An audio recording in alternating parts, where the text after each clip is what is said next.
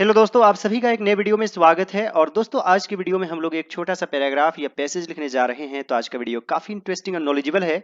आप लोग सभी इस वीडियो को अंत तक जरूर देखिएगा। मैं आप लोगों को एक एक रूल बताऊंगा, आपको कोई दिक्कत नहीं होगी। इस वीडियो में बने रहिए और पूरा वीडियो जरूर देखिए। और दोस्तों, इस तरीके की वीडियो को आप बहुत पसंद करते हैं। आप लोगों को बहुत बहुत शुक्रिया, धन्यवाद कि आप लोग मेरे वीडियो को देखते हैं, लाइक करते हैं। इसी तरह मुझे सपोर्ट कीजिए, आगे बढ़ाते जाइए। तो चलिए दोस्तों, शुरू करते हैं। आदमी एक संवेदनशील प्राणी होता है। तो दोस्तों, लास्ट में क्या है? होता है।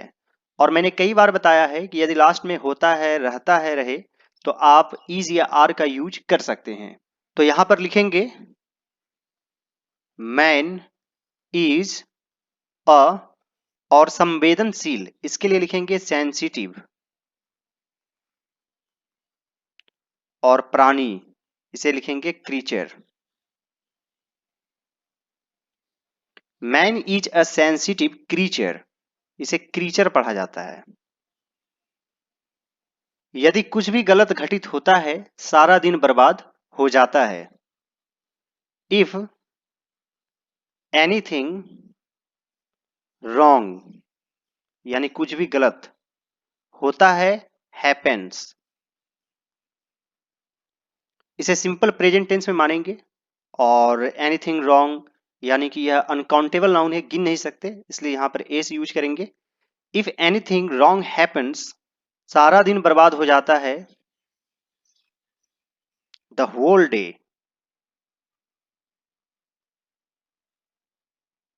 इज स्पॉइल्ड,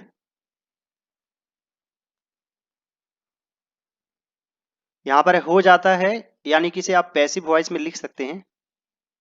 तो यहां पर क्या हो जाएगा? इज स्पॉइल्ड, यानी बर्बाद हो जाता है। यह हमारे मूड को बदल देता है, यह भी सिंपल प्रेजेंट टेंस में है। It changes our mood,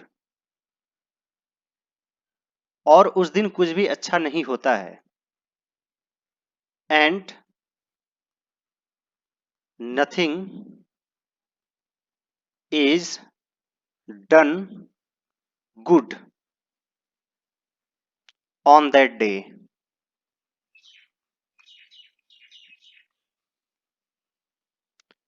it change our mood and nothing is done good on that day.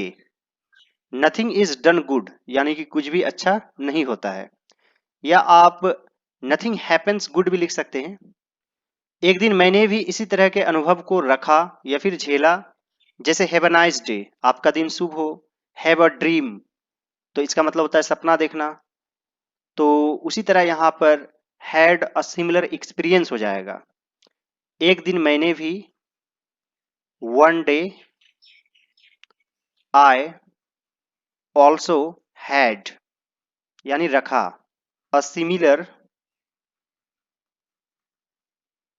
Experience.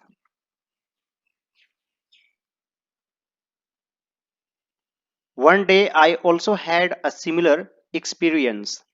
दोस्तों, इसका एक्चुअल प्रोनाउंसिएशन है एक्सपीरियंस, एक्सपीरियंस।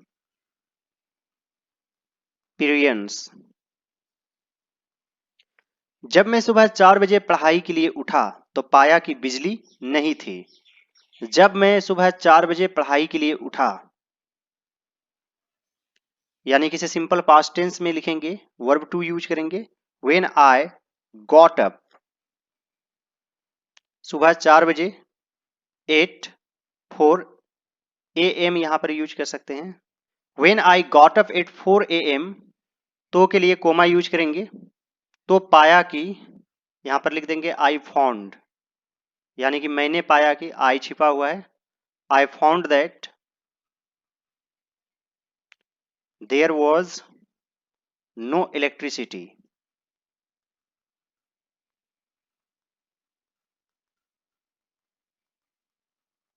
यानी कि बिजली नहीं थी।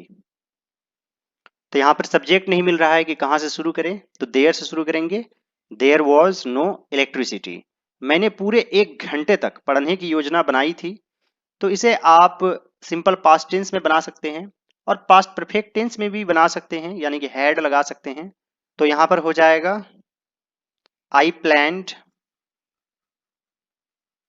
या हैड प्लान्ड भी लिख सकते हैं, कोई दिक्कत नहीं है। I had planned to study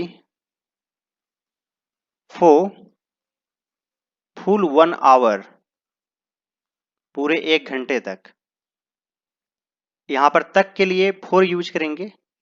जैसे मान लीजिए कि 2 घंटे तक तो फॉर 2 आवर्स, 2 दिनों तक तो फॉर 2 डेज। मैं लालटेन खोजने लगा और मिल गया। आई बिगेन, यहां पर लगा के लिए बिगेन यूज करेंगे। जैसे मान लीजिए कि वह पढ़ने लगता है, ऐसा कोई सेंटेंस है तो इसे कैसे लिखते हैं? ही बिगिंस टू स्टडी। और इसे पास्ट में लिखेंगे तो क्या लिखेंगे? वह पढ़ने लगा, ही बिगेन टू स्टडी। उम्मीद करता हूं कि ये चीज समझ में आ गया होगा आप लोगों को। तो उसी प्रकार यहां पर है लगा, तो यहां पर हो जाएगा आई बिगेन टू, खोजना का सर्च लिखेंगे, सर्च फॉर हमेशा होता है, सर्च फॉर द लैंटर्न।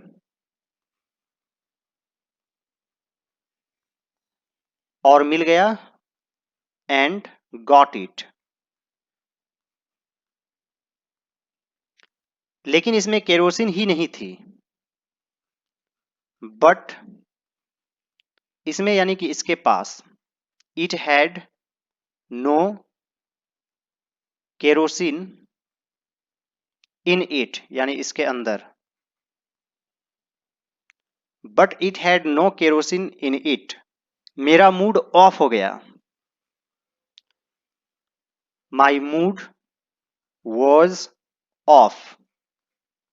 आप यहां पर वॉज का यूज कर सकते हैं, या फिर माई मूड वेंट ऑफ भी लिख सकते हैं, वेंट ऑफ, या फिर बिकेम ऑफ भी लिख सकते हैं, बिकेम ऑफ। किसी तरीके से भी आप बना सकते हैं, बोल सकते हैं। मैं न तो सो सका और न ही पढ़ सका। तो न तो और न ही, इसके लिए क्या यूज होता है? नीदर या नाइदर भी पढ़ा जाता है। नाइदर और नोर, क्या यूज होता है? नाइदर और नोर, यानी एक साइड नाइदर रहेगा, एक साइड नोर रहेगा। तो चलिए इसे यूज करते हैं हम लोग।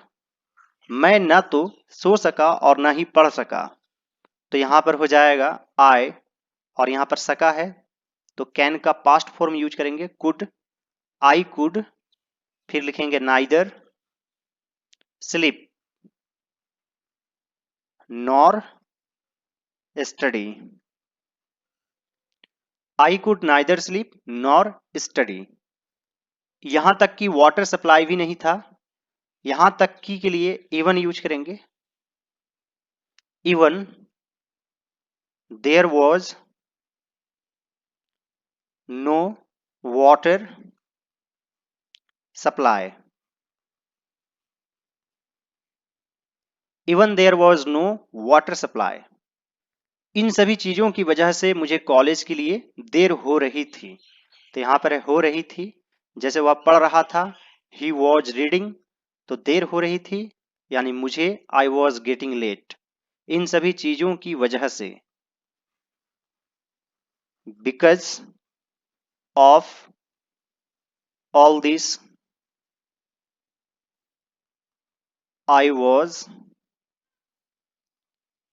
Getting late for the college.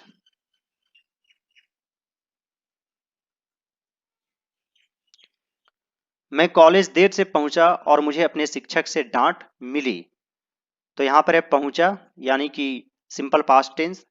जैसे वह गया, ही वेंट, मैंने लिखा आई रोट, तो उसी प्रकार मैं पहुंचा, आई रिच्ड। तो यहां पर हो जाएगा आई रिच्ड कॉलेज लेट, देर से। एंड मुझे मिला, आई गॉट, क्या मिला? स्कोल्डिंग, डांट। किससे मिला? शिक्षक से। फ्रॉम माई टीचर यानी अपने शिक्षक से। I reached college late and I got scolding from my teacher. जल्दबाजी में मैं कलम लेना भूल गया और इसलिए मैं लेक्चर को लिख भी नहीं पाया। जल्दबाजी में इसे आप इन हॉट हेस्ट लिख सकते हैं। यह एक फ्रेज है, इन हॉट हेस्ट यानी कि जल्दबाजी में। I forgot to take my pen. दोस्तों यहां पर forgot यूज होगा क्योंकि भूल गया यानी कि सिंपल पास्ट टेंस। और दोस्तों इसका सही प्रोनाउंसिएशन है फगेट। इसे फगेट पढ़ा जाता है और इसे फगॉट पढ़ेंगे, फॉरगेट नहीं पढ़ते हैं। यानी फॉर इस तरह नहीं, फ इस तरह पढ़ा जाता है। Forget, forgot. In hot haste I forgot to take my pen and so, और इसलिए मैं लेक्चर को लिख भी नहीं पाया। I could not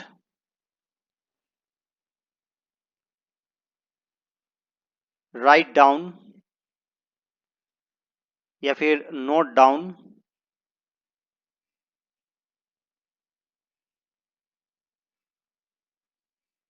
the lecture. मैं जब 4 बजे के बाद घर लौटा तो मैंने पाया कि घर लॉक्ड था यानी ताला बंद था। When I, और यहां पर है लौटा यानी कि returned. When I returned home, 4 बजे के बाद, after 4 PM, तो के लिए कोमा यूज कर देंगे। मैंने पाया, I found, आप that यूज कर भी सकते हैं, नहीं भी कर सकते हैं, चलिए कर देते हैं। I found that the house was locked. When I returned home after 4 PM, I found that the house was locked. माँ कजन को छोड़ने या विदा करने रेलवे स्टेशन गई थी, तो यहां पर हो जाएगा mother went to the railway station.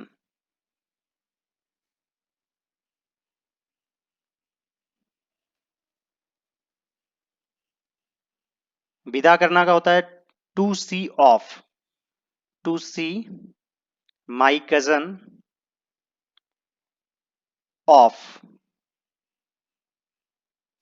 दोस्तों see off का मतलब होता है विदा करना और see through का मतलब होता है किसी चीज को समझ जाना। जैसे I can see through your tricks, यानी मैं तुम्हारे ट्रिक्स को समझ सकता हूं। तो दोस्तों इसे फ्रेजल वर्ब कहा जाता है और इसका वीडियो मैं अलग से जरूर बनाऊंगा। Mother went to the railway station to see my cousin off. Oh क्या दिन था जब सब कुछ गलत हो गया। Oh what a day it was, जब सब कुछ गलत हो गया। When everything went wrong.